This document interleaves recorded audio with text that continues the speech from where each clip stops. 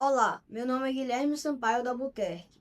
Eu sou aluno do quinto ano C e estudo na Escola Pan-Americana da Bahia. Hoje estou aqui para entrevistar o professor Luiz Mário Ferreira Costa para o meu projeto do PAP Exhibition, cujo tema é analfabetismo funcional. O professor Dr. Luiz Mário é historiador, psicanalista e pesquisador da escrita e da linguagem. Doutor em História pela Universidade Federal de Juiz de Fora, UFJF, e pós-doutorado pela Universidade de São Paulo, USP. Desenvolve pesquisas voltadas ao pensamento crítico, à argumentação e à formação intelectual. Autor desde 2014, é criador do método Redação Total Enem e atua na formação de escritores por meio de mentorias e em escrita de poder, à frente da Coaching Escrita, consultoria relacional. Sua trajetória intelectual orienta-se pelo domínio consciente da linguagem, em contraposição às formas superficiais de escrita. Se o analfabetismo funcional limita o pensamento, a escrita de poder devolve autonomia e persuasão intelectual. Professor, o senhor gostaria de fazer algum comentário? Ô, Guilherme, boa noite, tudo certinho? Muito Sim, obrigado pelo convite, boa noite a todos.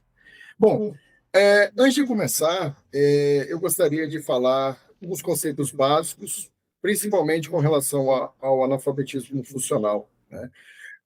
Mas antes a gente precisa entender o que é a alfabetização, tudo bem? A alfabetização diz respeito à capacidade inicial, né, de ler e escrever palavras e frases simples. Já o letramento, como aponta Magda Soares, vai além disso. Envolve o uso social da leitura e da escrita, ou seja, a capacidade de compreender profundamente, interpretar e aplicar o que se lê em diferentes situações. Quando essas habilidades básicas, né, não estão presentes, temos o analfabetismo, né? No Brasil, segundo o IBGE, últimos dados de 2023, essa marca chega a algo em torno de 5,4% da população, com mais de 15 anos, com 15 anos ou mais, né? É, Porém, ainda temos um problema ainda mais grave, aí sim, o analfabetismo funcional, que, de acordo com o INAF, nos últimos dados de 2018, chegam em algo de 29% a 30% da população brasileira, um terço da população brasileira. Né? Que mesmo frequentando a escola, é importante que se diga isso, mesmo frequentando a escola, ainda tem dificuldades de interpretar os textos, utilizar a leitura, enfim. Então, esse é o quadro inicial. Tudo bem? Hum? Obrigado, professor. Agora vamos começar as perguntas. Ok. O que é analfabetismo funcional? E, considerando o crescimento da escolaridade no Brasil, como explicar a persistência ou até a ampliação dos índices de analfabetismo funcional no país? Bom, o analfabetismo funcional refere-se à dificuldade de interpretação, compreensão e aplicação da leitura e escrita, né? Nas situações do dia a dia, na vida normal, na vida do dia a dia, né? E essa questão acontece também com indivíduos que passam, né, que estão na escola, na escolarização formal. No Brasil, apesar do avanço, é importante que se diga isso, apesar dos avanços dos níveis de escolaridade, nas últimas décadas que a gente vem acompanhando, os dados do INAF, como eu já mencionei, são horrorosos, né? Estamos falando de 29% da população em condição de analfabetismo funcional, né? Esse cenário é revelador, é um problema estrutural, e o aumento do acesso à escola não tem representado uma melhoria desses números, né? Então, a gente pode dizer que é bom, é importante que tenhamos mais acesso à escola, mas isso só não garante o fim do analfabetismo funcional. Por que os altos índices de analfabetismo funcional afetam o desenvolvimento das comunidades? Por que esse problema atinge de forma mais intensa as populações mais pobres?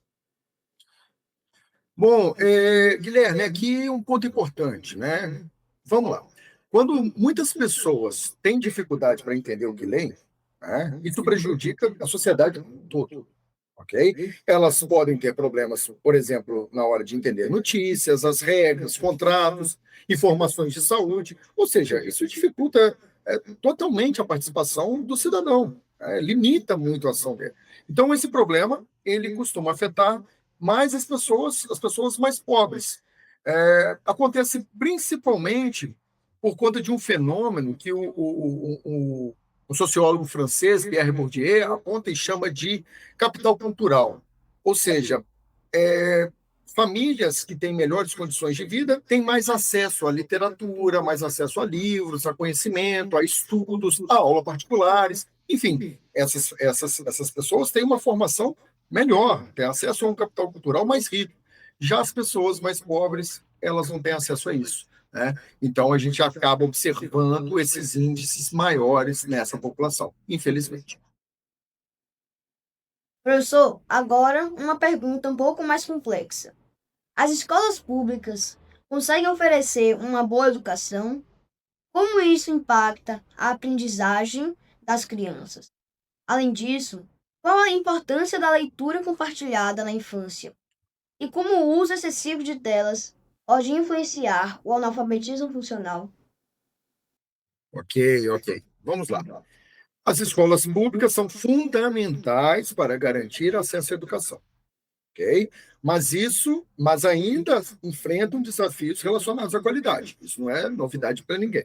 Muitas crianças estão na escola, sim, claro, verdade, mas nem sempre conseguem desenvolver plenamente essas habilidades que eu disse, de leitura, interpretação, né?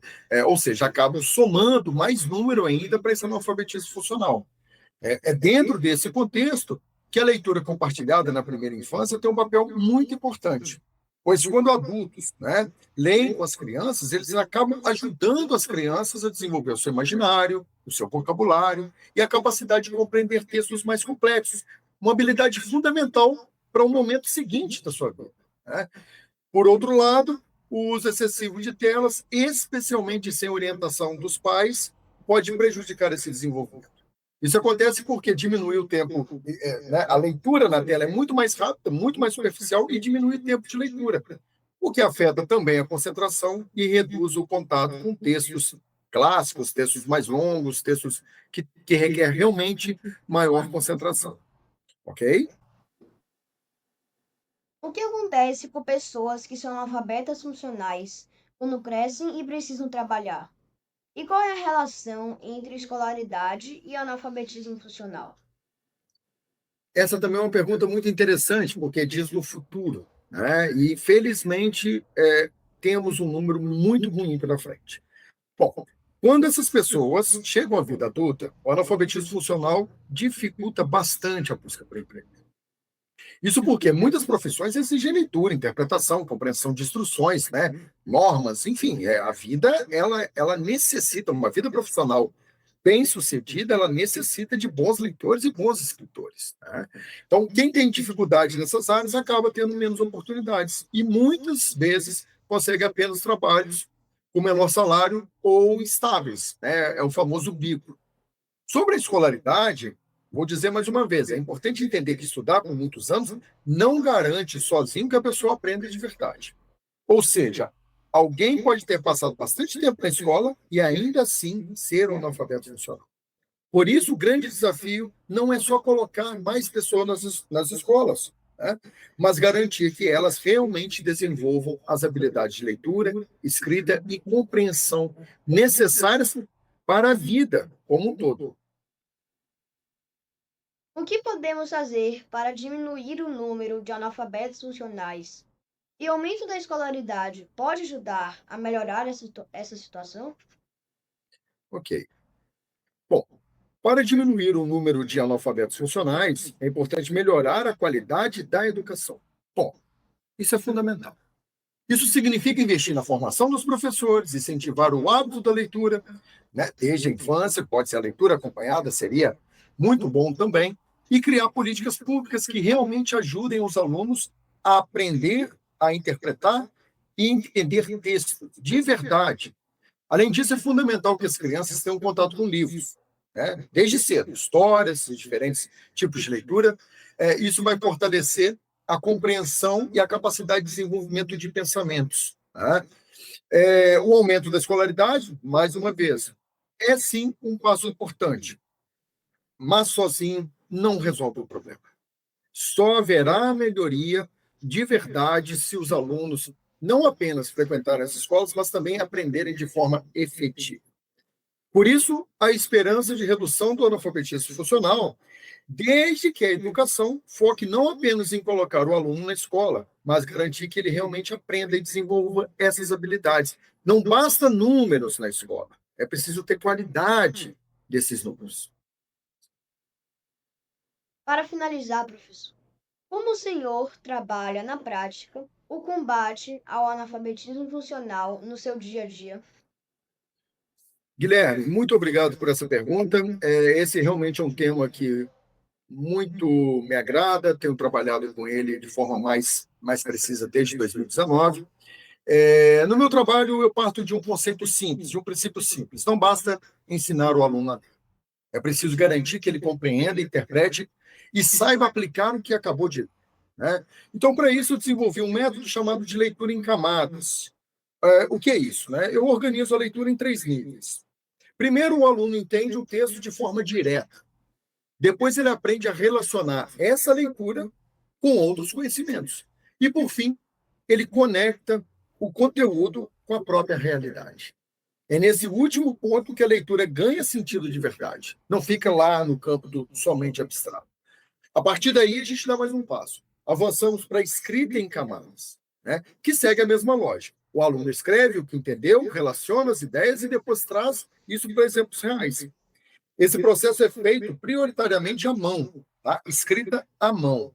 Porque a escrita manual desacelera o pensamento, desacelera a nossa mente e favorece a reflexão. Né? Você consegue escrever e interpretar de forma mais profunda. O resultado é que o aluno deixa de apenas repetir informações e passa a construir pensamento próprio, desenvolvendo interpretação, argumentação e autonomia intelectual. E é justamente esse movimento de combate ao analfabetismo funcional na prática. Para encerrar, Guilherme, o que eu tenho a dizer é o seguinte: acredito que a leitura e a escrita são trabalhados com profundidade, caso contrário, não tem melhoria no analfabetismo funcional. Precisamos, de fato, formar pessoas capazes de pensar, compreender esse mundo e agir sobre ele. Muito obrigado. Muito obrigado pela entrevista, professor. O seu conhecimento ajudou muito no meu entendimento sobre analfabetismo funcional e ao de todos que estão assistindo. Obrigado a todos. Tchau, tchau. Tchau, obrigado.